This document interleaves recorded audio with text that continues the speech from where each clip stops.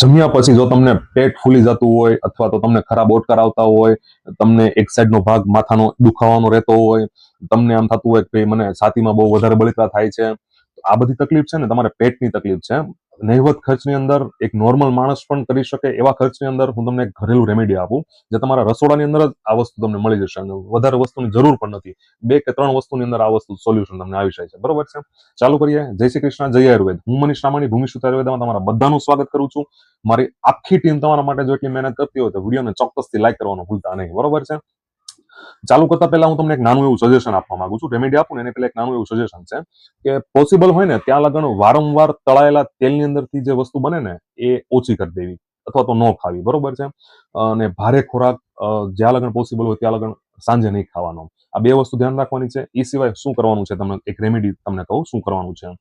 આદુનો રસ અડધી ચમચી, એમની સાથે 1 ચપટી હિંગ લેવાની છે અને 1 ચપટી સંચળ લેવાનું છે, બ્લેક સોલ્ટ જેને કહીએ છીએ આપણે. બરોબર છે? આ 3 વસ્તુને મિક્સ કરી નાખવાની છે ગરમ પાણીની અંદર. 1 ગ્લાસ ગરમ પાણી લેવાનું છે ને આ 3 વસ્તુ મિક્સ કરી નાખવાની છે અને એમને શાંતિથી બેસીને ઘૂંટડે ઘૂંટડે પીવાની છે. ક્યારે પીવાનું છે? જમ્યાના અડધી કલાક પછી. બરોબર છે? અથવા તો 20-25 મિનિટ પછી તમે પી શકો છો. નોર્મલી ઘૂંટડે ઘૂંટડે પીવાનું છે, એકસાથે પીવાનું નથી. આ વસ્તુના કારણે થશે શું? હિંગ છે ને, હિંગ એ કુદરતી વાયુનાશક તત્વ ધરાવે છે. એનાથી તમારો ગેસ છે ને એ રિલીફ થઈ જશે. બરોબર છે? અને આદુનો રસ અને સંચળ છે ને એ તમારી જઠરાગ્નિ છે ને એને પ્રજ્વલિત કરવાનું કામ કરે છે. એટલે પાચન તંત્ર તમારું મજબૂત બનશે ને પાચન ફટાફટ થશે.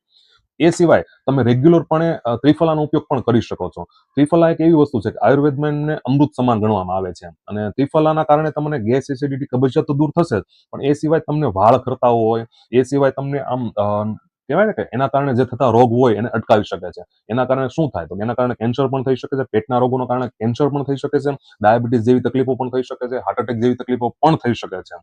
તો એના માટે રેગ્યુલરપણે ત્રિફલા, તમને એમ થતું છે કે ભાઈ ત્રિફલા તો રેગ્યુલર પીએ તો આદત પડી જાય, પણ કદાચ વ્યસનની જો આદત હોય ને એની કરતા તો આ સારી આદત જ છે. હું એવું માનું છું. આદત પડતી નથી પણ વ્યસનની આદત હોય ને એની કરતા તો આ સારી આદત જ છે. અમે કોઈ પણ આયુર્વેદાચાર્ય છે ને એ રેગ્યુલર ત્રિફલા પીવાનું સજેશન આપતા જ હોય છે. તો ત્રિફલા તમારે જો નેચરલ મંગાવ્યું હોય તો તમે અમારી ટીમનો કોન્ટેક્ટ કરી શકો છો, અથવા તો તમને આજુબાજુના મેડિકલ સ્ટોરમાં ગમે તે મેડિકલ સ્ટોરની અંદર તમને ત્રિફલા જોવા મળી જશે. તમે ત્યાંથી પણ લઈ શકો છો.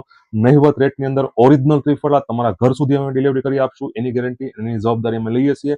સીઓડી એક્સેપ્ટ કરતા નથી. કેશ ઓન ડિલિવરી અમારી પાસે પોસિબિલિટી નથી. માટે કેશ ઓન ડિલિવરી માટે કોઈ ફોર્સ કરવો નહીં. જો તમને વિડીયો ગમ્યો હોય તો ચોક્કસથી વિડીયોને લાઈક કરી દેજો.